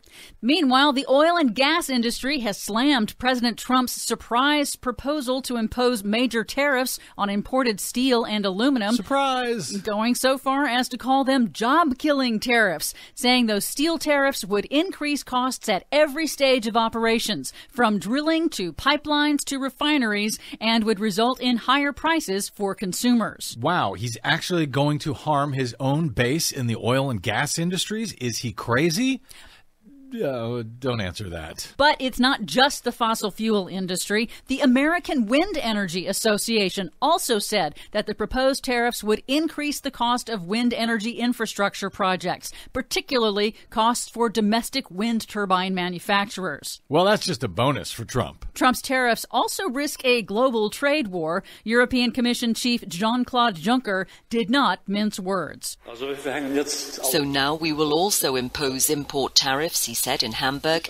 This is basically a stupid process, the fact that we have to do this, but we have to do it. We'll now impose tariffs on motorcycles, Harley-Davidson, on blue jeans, Levi's, on bourbon. We can also do stupid. We also have to be this stupid. it's turning into World War stupid. Meanwhile, coal ash waste is polluting groundwater supplies at coal-fired power plants across the country. Coal ash is the toxic sludge left behind after burning coal for electricity. We make 100 million tons of it a year, and it's often stored in unlined pits. According to a new Associated Press analysis of data released by utilities, groundwater is now contaminated with elevated levels of toxic pollutants like arsenic and radium near more than 70 coal-fired power plants and coal ash disposal sites around the country. This is going very well. The AP analysis of groundwater contamination data came out just one day after the Trump EPA announced it plans to weaken regulations on coal ash disposal. Of course. Scientists at the National University of Ireland, Galway, have now confirmed that our plastic pollution has reached deep into even the most remote parts of the northern Atlantic Ocean and is affecting marine life. The researchers found 73% of the deep-sea fish that they tested had ingested microplastics, tiny pieces of broken-down plastic found in their stomachs. This is 73% of the fish all the way up in the Arctic have plastic in them? Yes. Wow. But Mumbai is taking action. India's biggest city is phasing in a ban on most types of single-use plastics, and that includes single-use plastic bags, disposable containers and utensils, and they're starting this month. And finally, Hawaii, a state with a $17 billion tourism industry and a persistent plastic pollution problem on its beaches and in its oceans, is moving to become the very first U.S. state to institute a statewide ban on polystyrene food containers. Wow. Thank you, Hawaii. For all of those stories and more, check out our website at greennews.bradblog.com. Don't forget, you can download our reports anytime via Stitcher, TuneIn, or iTunes. Find us, follow us, and share us worldwide on the Facebooks and the Twitters at Green News Report. I'm Brad Friedman. And I'm Desi Doyen. And this has been your Green News Report. Ain't no drag. Papa's got a brand new bag. Come on. Hey, hey. Come on. Hey, said you up tight.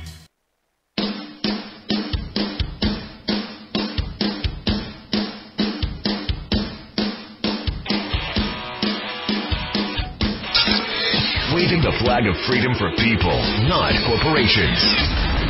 Rick Smith.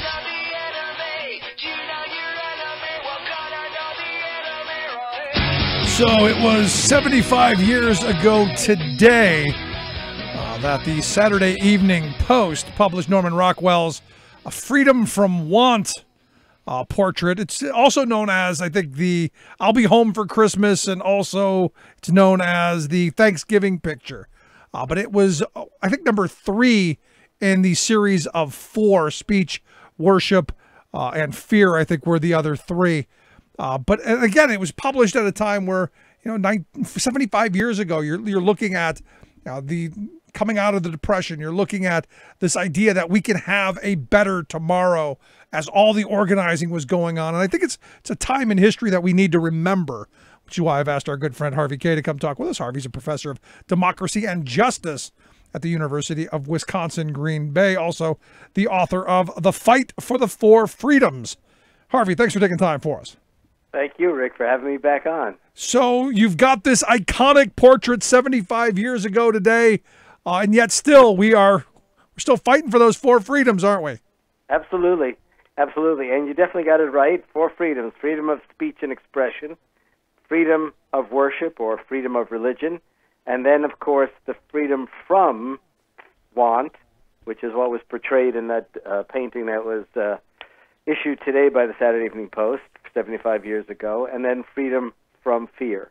And it's interesting to consider this, okay? I'm sure people can conjure up in their minds pretty easily the Thanksgiving dinner that the grandmother is serving to the family. And what's interesting is that in the magazine, with each painting that was published as an illustration of the theme, there was an essay that came along with it. And while the painting itself was really a sort of celebration of American plenty, the actual essay that accompanied it, for Freedom from Want, by Carlos Bulosan, was actually a highly political statement as to the imperative to reclaim history, to remember the role of working people in the struggle for freedom, and also to basically say that in the march to defeat fascism, we're actually going to make sure that we can secure economic freedom for Americans. And I don't mean economic freedom in the liberty sense. I mean economic freedom in the sense of economic security. In that, everyone can, have a roof over their head, food on the table, that kind of stuff. Right, exactly. And a job. I mean, the fundamental thing that everyone needed and still needs is a job if they're up to working. Right, and this is where what I often talk about with people who push this nonsensical right wing right to work scheme is that I truly believe that every person should have the right to work, the right to a job, the right to decent wages, the right to a decent health care, retirement, those kind of rights. Now, understand the right wing version of right to work has none of that, but I actually believe you should have a right to a job. Yeah, the conservatives and capitalists, even during the war, were constantly conniving to lay claim to the idea of freedom. So they knew they couldn't, because of the popularity of the theme, they knew they couldn't crush the idea of the four freedoms. So they began to push for a fifth freedom. And this is a very interesting switch that they were pulling. The fifth freedom was meant to be freedom of private enterprise, or as they more and more often phrase it, freedom of free enterprise. You see what I mean? And similarly, we see the loss of the idea of the right to work in a labor sense, and the idea of right to work in the idea of crushing or blocking labor and basically assuring a union-free workplace. I mean, they were very, very effective in grabbing hold of language and turning it into advertising in order to promote an alternative ideal to FDR's Four Freedoms, to FDR's New Deal, to the organizing of labor. No, I mean, you go back and you stop and you think about, that era in history of which you've written extensively about. And the American people were on the side of what you could argue, what today would be arguably socialist policies, like, national health care. I read at one point, the number was overwhelmingly in favor of the U.S. having a system of national health care. And yet you had the Republicans and you had your Southern Democrats and your corporatists block every opportunity for it. Yeah, so this was 1943 when the Four Freedoms are issued in the magazine. Roosevelt had given the speech in January of 1941 before the United States entered the war, and he made it very clear that to prepare for the war, it was essential not to limit or not to abandon the New Deal, but rather to build upon the New Deal, which included essentially what he refers to. He doesn't use the words, but it's really national health care as an extension of Social Security and so on. And then later that same year that these paintings appear, and they weren't just in the magazine, they actually went on the road. About 25 cities hosted war bond drives where the paintings would be on display, celebrities would turn out, and they raised $130 million, I believe, for the war effort. But here's the thing. At the very same time, Roosevelt commissioned a series of surveys by what would later become the National Opinion Research Center. And what he wanted to know is what Americans would support, what Americans wanted after the war, after the victory. And so what they discovered, and you were absolutely right, there was an overwhelming desire, an overwhelming commitment to the idea of national health care. 85% of Americans wanted national health care enacted at the end of World War II. By the way, and that number isn't just Democrats, that's 85% of all Americans. So the idea of the Four Freedoms had really, first of all, the New Deal experience had given an impulse to the idea of social democracy, or if you like, a kind of liberalism and socialism combined. And then you get this sort of projection by Roosevelt of the Four Freedoms that we mentioned before. And in the course of the war, as Americans saw just how effective public action could be, their expectations were raised for even greater, if you like, Social Security for greater social democratic politics after the war. And from that point forward, it's been 75 years of attacks on that idea of corporate America and the wealth class who, you got to give them credit. In fact, you have to stand in awe of their commitment at destroying the New Deal and all of the 20th century gains, because look where we are. Yeah, it's really amazing to think about it. So, for example, right after the war, when Roosevelt died in the spring of 1945, before the United States actually was victorious, and Truman became president. And within the year and two after Roosevelt's death, Truman himself strongly tried to promote the idea of national health care. Yep. And business and the American Medical Association mobilized dramatically against it. And essentially, all of the elements that had gone into the Four Freedoms and the Second Bill of Rights, one by one, are pretty much crushed. And they did their best, actually, to suppress the very memory of the Four Freedoms. However, we shouldn't forget that in the late 1950s, there's a resurgent liberalism. The young men and women who had been involved in combating the Depression by way of the New Deal and organizing in labor and had fought the Second World War, they are now reaching a certain maturity. They're playing a much greater role inside the Democratic Party, inside of labor itself. And so in 58 and 60, liberalism advances in the Democratic Party. And in 1960, the Democratic Party platform is in many ways a reflection of Roosevelt's Four Freedoms and Second Bill of Rights ideas. And in the wake of the tragedy of Kennedy's assassination, you get Lyndon Johnson, who comes to power, who had been himself a young New Dealer back in the 1930s and admired Roosevelt.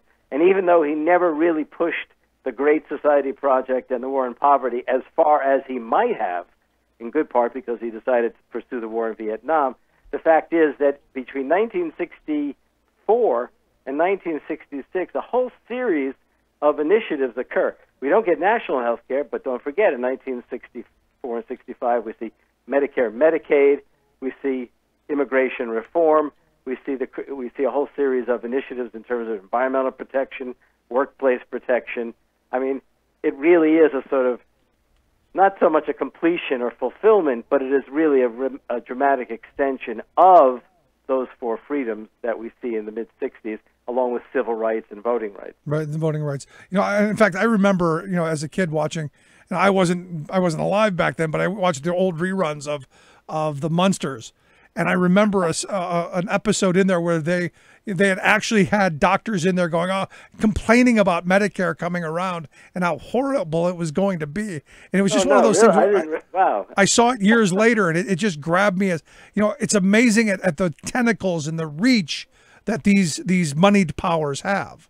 Oh, yeah. And then, of course, 1970, 1971, a whole series of what we would now come to see as we've come to see declarations of war against liberalism, social democracy, labor, minorities, women's rights, and it's been a long, long struggle, but they have really taken it to the hilt, and we now have Donald Trump, you might say. But at the same time, let's not forget the Democrats themselves went into retreat and really did not fight the good fight as they should have in the 1970s. Yeah, well, and you look at the DLC Democrats of the 90s, who are nothing more than, Republican light, and it's not surprising where we are. So, looking at what we see today, you look at what's going on in West Virginia. We just talked with a teacher from Oklahoma where there's mass organizing going on there. Mm-hmm. Kentucky, you look Illinois, the graduate, the University of Chicago, I guess. I think it's University of Illinois. University of Illinois. There's all of this organizing going on. There's all of this energy and this activity. Are we at, in your view, are we coming near maybe a moment to where some of this stuff can be revived and we start, thinking this way again? Well, I think so. It's hard to remember back before November 2016, but let's not forget that in those years we had, the Fight for 15. We had Black Lives Matter. We had the anti-fracking movements. We had the Moral Monday initiatives. There really was the beginning of a kind of radical resurgence taking place. The problem was that Americans really were divided over what that radicalism should be. Should it be a radicalism in a social democratic direction? Or was it merely an anger, really, truly an anger at the political establishment that Trump so effectively harnessed? And let's not also forget that, she won the popular vote by 3 million. And the Women's March really did ignite. I mean, think about it. That Women's March last year, the largest demonstration in American history on a national scale. And what did we see happening? We saw this sort of, awareness. What do they call it? Woke, right? Something like that. This awareness among Americans that in solidarity we have a possibility of retaking America. So I think there's a resurgence taking place. I hope so. I think the fact that so many young people turned out to vote for Bernie in the Democratic primaries. I mean, he won 85% of young people's votes back in spring of 2016. So yeah, I think there's reason to believe that change, not just change is possible. That's too generic. That progressive action can make a significant difference. Yeah, because right after the election, it was my view that it wasn't the 2016 election cycle was all about anger. It was all about job loss and rage and look, you had some really bad candidates on the Democratic side as well. Can't forgive that. Yes. But I immediately began asking labor leaders and other organization leaders. So what are you planning for when the anger that is very real and palpable isn't fixed by Trump and is only made worse by Trump's actions? And I didn't hear the answer to that. But I think we're figuring it out. I think the resistance sprung up in that time, and I think you're starting to see this growing. I mean, there's some pains, but you're starting to see it, I think. Yeah, I mean, look, right now, I mean, I don't want to go, I don't want to get too optimistic because it really is just sort of it's percolating. I'm guardedly optimistic, and I say that all the time. Yeah, and especially the reason to be guardedly optimistic is we have yet to really know, we have yet to hear from the Democrats in any kind of concerted way what they're about. Right. Right? And so much of our attention is taken up with, with Trump himself. And really, Trump really is just the sort of cherry on top of the whole GOP and corporate establishment. And so I don't know, until we, I do this, I tweet a lot, as you know, I think. And one of the things I keep saying is I think Democrats are going to have to take on the role of being the anti-corporate party. They're going to have to speak to working people's anger. It's just saying we have to get rid of Trump is it's not going to do it. Okay, that may well have incited the Women's March, but we need a far broader vision. One of the things I've been pushing is I really think, and I'm glad you called today to say let's talk about the four freedoms, is we have to start developing American memory. We need to start remembering that the story of American progress is a story of struggle. It's not a story of evolution. It's a story of struggle. It was A. Philip Randolph, freedom is never given, has to be won. And I think that's a crucial thing to remember here. And I think that there's just no progressive advance if we're not in a position to articulate a vision that workers of every hue and color can rally around. I'm with you. And, I often say, my grandparents' generation, they went and fought fascism, and they went and fought the war, and they came back and they fought for the most prosperous working class in the history of civilization. That didn't come easy. They fought, bled, and died for the weekend, for vacations, for minimum wage laws, child labor laws. You can tick through the whole thing and take a day, but they fought for this stuff. Yeah, I mean, it's really interesting, Rick, to sometimes listen to even Democratic politicians like Barack Obama and others. They praise the values of their grandparents' generation. And they talked about it as if they were somehow tested in the New Deal and then challenged in the war effort. And what's left out of that story is that it wasn't just a matter of government creating programs to harness American labor. It was also the fact that labor unions organized, they struck, they fought, and as a consequence, by the early 1950s, 1 of every 3 workers was in a labor union. It isn't that government created democracy. It's that working people themselves took charge of government, you might say, and created democracy. And that's exactly what I've been saying we need to do again. Last question. What's the marching order today forward? 75 years since this freedom from want image. What are we hoping for moving forward?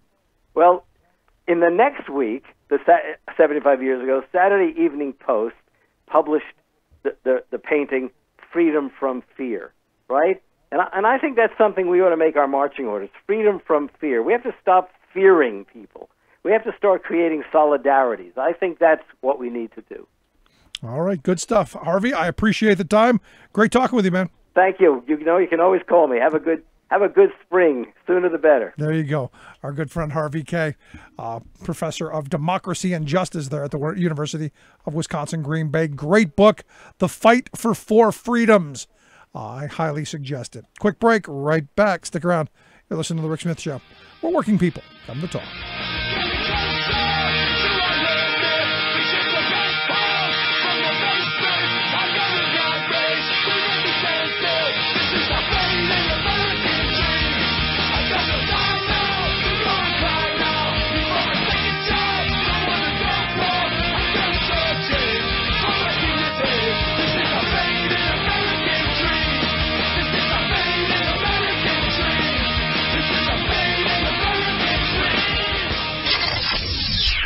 You're listening to The Rick Smith Show.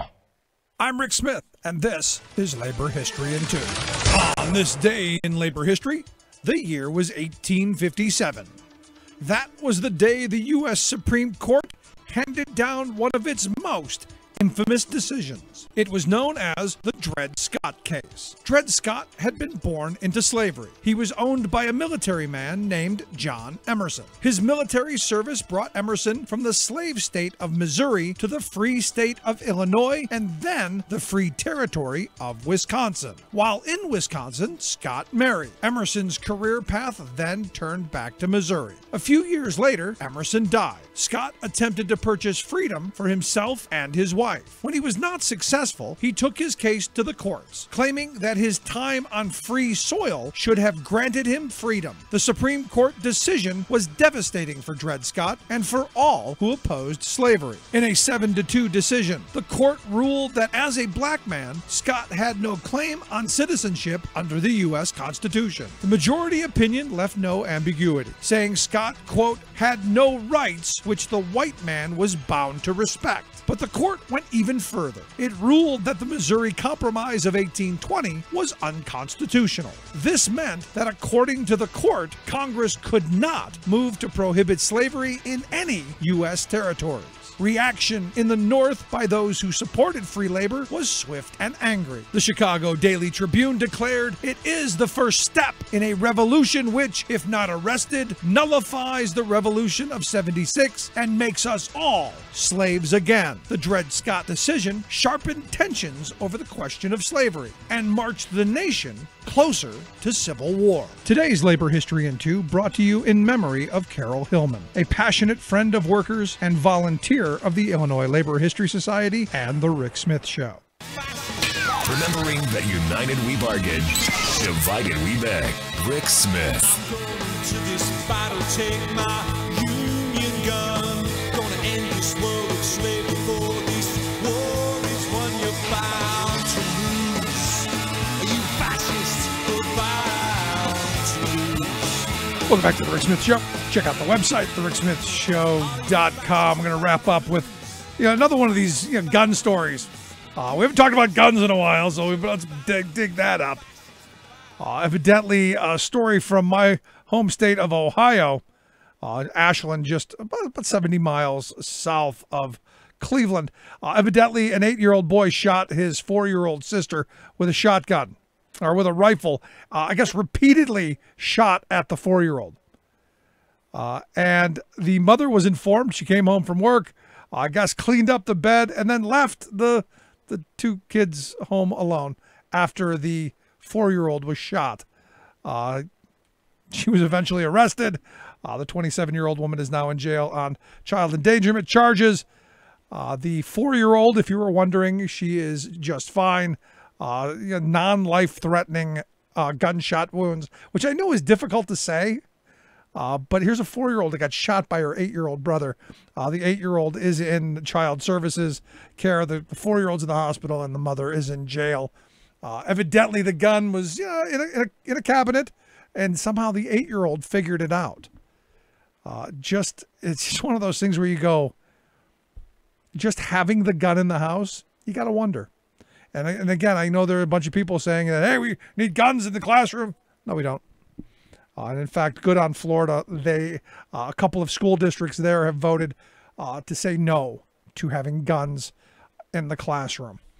And look, sanity on the gun issue, something we certainly need. Anyway, if you've missed any of today's program, thericksmithshow.com. That's where you go to get the podcast, the Rick Smith Show app on the smartphone. Take the program on the go wherever you go. And as always, you can email me, Rick, at thericksmithshow.com. Tomorrow on the program, we're going to be talking more about teachers and educators taking to the picket lines, demanding better wages. We're going to get someone from the University of Illinois to come and talk about the organizing that's going on there. Just so much happening. Exciting times to get active, engaged. The time is now. Thanks for tuning in. We'll see you back here tomorrow.